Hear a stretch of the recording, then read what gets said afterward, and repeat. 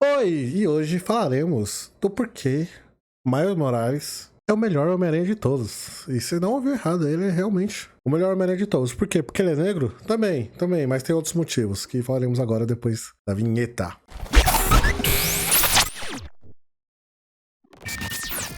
Então, pra começar a explicar isso, vou ter que dar uma voltada um pouco no tempo. Vou ter que dar exemplos de algumas outras coisas e primeiro teremos que definir o que seria um protagonista, certo? Então, basicamente, um protagonista é o ser central da sua história. Então, a história basicamente gira em torno do protagonista e das suas ações e a gente vê, muitas vezes, o seu ponto de vista, né? Então, é a história baseada através dessa figura principal, né? E muitos protagonistas famosos aí que temos na cultura pop, por exemplo, é o Luke de Star Wars, é o Neo de Matrix, Naruto, e por aí vai, sabe? Todo protagonista é o arco central da sua história. E geralmente, não é uma regra, mas geralmente o protagonista faz aquilo que ninguém seria capaz de fazer, sabe? Ele é o escolhido, ele vem com um poder que não é de todos os outros. No Luke, por exemplo, ele vem pra trazer equilíbrio à força, sabe? Uma coisa que só ele pode fazer. O Neo, ele é o único que pode dominar a Matrix e reescrever seu código. E o Naruto, no caso, é aquele que tem o poder interior em si, que quer mudar essa sede de vingança que tem no mundo dele, né? E esses heróis têm muitas coisas em comum, né? Teve um livro que foi feito pelo Joseph Campbell, que ele explica a jornada do herói. E você aí me pergunta, Victor, o que seria essa jornada do herói, né? Basicamente, é uma forma de você contar histórias que várias pessoas utilizaram mesmo sem saber. Então, inconscientemente, pessoas seguiram esse padrão de história para ser contada, onde tem uns 10 ou 11 passos, onde você pode seguir. Não necessariamente esses passos são seguidos nessa ordem com qual eu vou falar, mas geralmente, a maioria das histórias ele tem essa ordem, e isso faz o herói ser grandioso em si. Isso faz o herói ter suas aberturas e seus triunfos, sabe? Isso você pode ver em diversas obras. Eu vou mostrar aqui pra vocês a semelhança entre o Homem-Aranha no Aranhaverso, e não o novo que saiu, mas o primeiro, e o Homem-Aranha comum. Eu vou mostrar essas duas semelhanças pra você, mas isso acontece em várias histórias. Em Matrix, acontece até na Bíblia com Jesus, com Star Wars e por aí vai, né? Isso é dividido em alguns passos. E o primeiro passo qual seria? O primeiro passo é o mundo comum. Então, basicamente, nosso protagonista tem que estar em um mundo, não necessariamente o planeta Terra, mas um mundo onde tem cotidiano, onde tem pessoas comuns, onde há pessoas para ser salvo. Então, esse é o básico que segue todo mundo, né? Aqui no caso do Homem-Aranha, que eu trarei exemplos, eles vivem no planeta Terra normal, como qualquer outro. Depois disso, temos o chamado para aventura, né? Que tanto no Homem-Aranha 1 como no Homem-Aranha no Aranhaverso, acontece quando o Peter e o Miles é mordido por uma aranha radioativa e ganha poderes em si, o que torna ele diferente de toda a humanidade. Após isso, nós temos o passo número 3, que é a recusa do chamado. Então, no caso do Homem-Aranha, né, ele é uma briga na escola, onde o Peter percebe que tá ficando mais forte, fica assustado e não quer aquilo pra ele. E no caso do Miles, ele percebendo que tem esses poderes e ele recusando esse tipo de poder, falando que não quer aquele tipo de responsabilidade nem nada do tipo. O quarto passo seria um encontro com o mentor, né? Que aqui no caso do Homem-Aranha clássico, a gente tem aquele encontro famoso com o Tio Ben, onde eles têm aquela conversa no carro e o Tio Ben fala pra ele que com grandes poderes vem grandes responsabilidades. E no caso do Miles Morales, a gente tem um encontro com o próprio Peter, né, que veio de outra dimensão e veio dar meio que ensinamentos pra ele de como ser Homem-Aranha naquele momento que o Peter está tão perdido. Depois disso, nós temos o cruzamento do primeiro portal, né, que é quando o protagonista em si aceita o fardo. Então, no caso do Miles, ele anda como o Homem-Aranha e começa a fazer missões. Eles vão lá na sede dos vilões pra tentar recuperar os arquivos para fazer seu novo chip.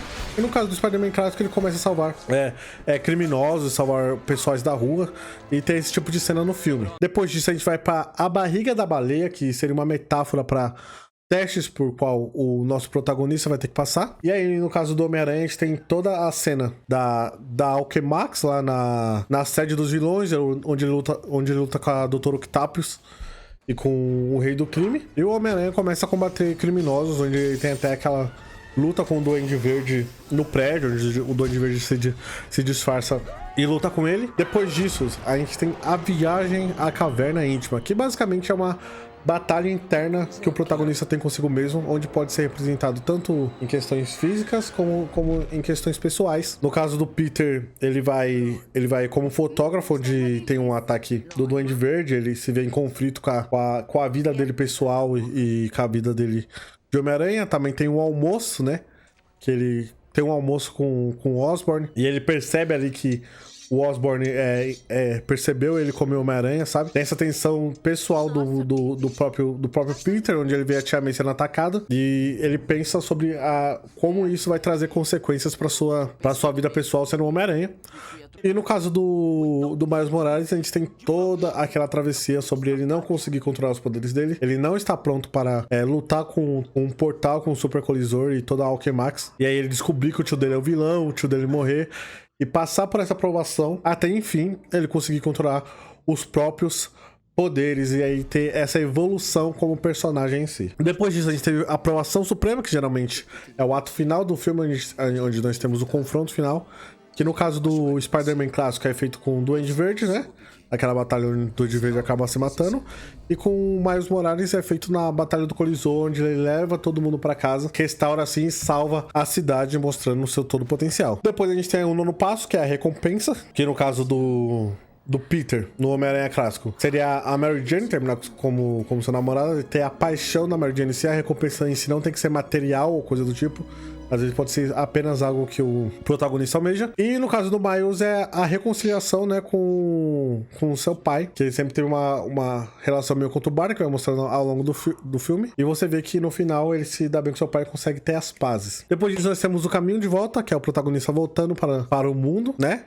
Então ele volta para suas tarefas cotidianas mundanas. E, por fim, o Senhor de Dois Mundos, que é o protagonista tendo sua vida dupla como uma pessoa mundana e uma pessoa com superpoderes, com responsabilidades maiores, por assim dizer. Bom, tendo isso em mente, tendo esses 10, 11 passos em mente, a gente volta à pergunta que, tipo, beleza, Vitor, você explicou que todo mundo aí tem uma história igual, todos os heróis têm uma história igual, mas você não explicou porque o Homem-Aranha é o melhor protagonista ainda, né? Então, basicamente, o Homem-Aranha vai ser... Esse Miles Morales vai ser quem vai quebrar toda essa narrativa. Porque uma coisa é você fazer uma narrativa em um mundo normal, em um mundo com pessoas normais, que é o que todo Homem-Aranha faz. Mas outra coisa é você fazer uma narrativa, que é o que esse segundo filme traz, e essa segunda proposta, onde todo mundo é protagonista, porque todo mundo é o Homem-Aranha. Então, todo mundo tem o seu arco de protagonismo, todo mundo tem a sua forma especial de ser, e ninguém é novo naquilo. Então todo mundo já teve suas perdas, todos são mais velhos que o Miles, todos têm mais experiências que o Miles, por assim dizer. Então o Miles não tá mais naquela posição confortável que a gente conhece como protagonismo. Pô, a gente ainda continua vendo a visão do Miles, mais ou menos, né? Porque a gente também tem uma visão da Gwen no começo do filme, né?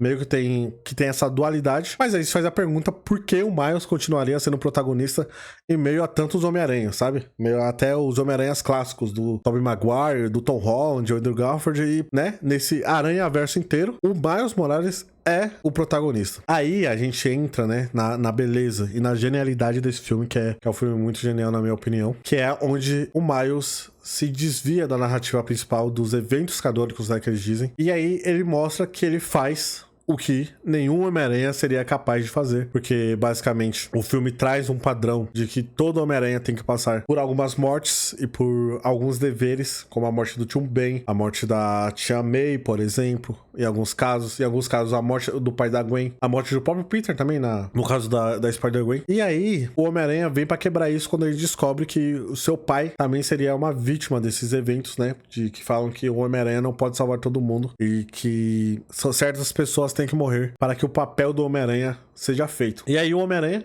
vai contra essa narrativa disrupta e mostra que ele faz aquilo que nenhum Homem-Aranha seria capaz de fazer.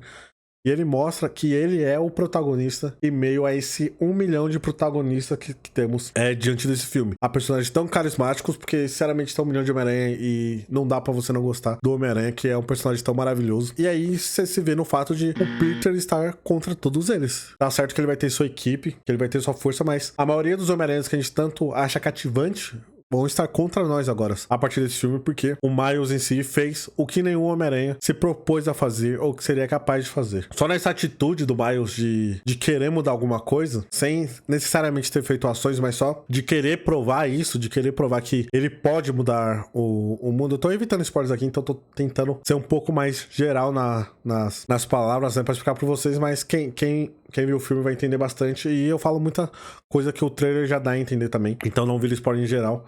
Mas o que eu vou falar aqui agora é um spoiler, então caso você não queira ouvir, você pula um pouco o vídeo. Vai até tal momento aí que minha editora vai colocar na tela, se Deus quiser. E aí, o Miles, por fazer essa ação de querer combater todos os Homem-Aranhas e querer fazer as coisas do jeito dele, ele acaba salvando o pai da Gwen do universo dela. Porque aí ele fez a Gwen voltar e conversar com seu pai, coisa que não teria acontecido, porque ela teria continuado foragida se não fosse pela interferência do Miles de conversar com seu parente. E aí o pai dela deixa de ser capitão, então o pai dela deixa de se arriscar e, consequentemente, vai deixar de morrer naquele universo por ela, que era uma coisa que estava bem próxima de acontecer. Então, basicamente, é por causa disso que esse Homem-Aranha é tão cativante. É pela construção dele, pelos atos dele que ele fez. Isso define ele como sendo o melhor Homem-Aranha, já que ele é o único protagonista, a única aranha que está disposta a fazer o que nenhuma outra aranha fez. Espero que vocês tenham gostado do vídeo. Essa é uma visão diferente aí sobre Homem-Aranha através do Aranhaverso, e nos vemos em um próximo vídeo. Tchau, tchau.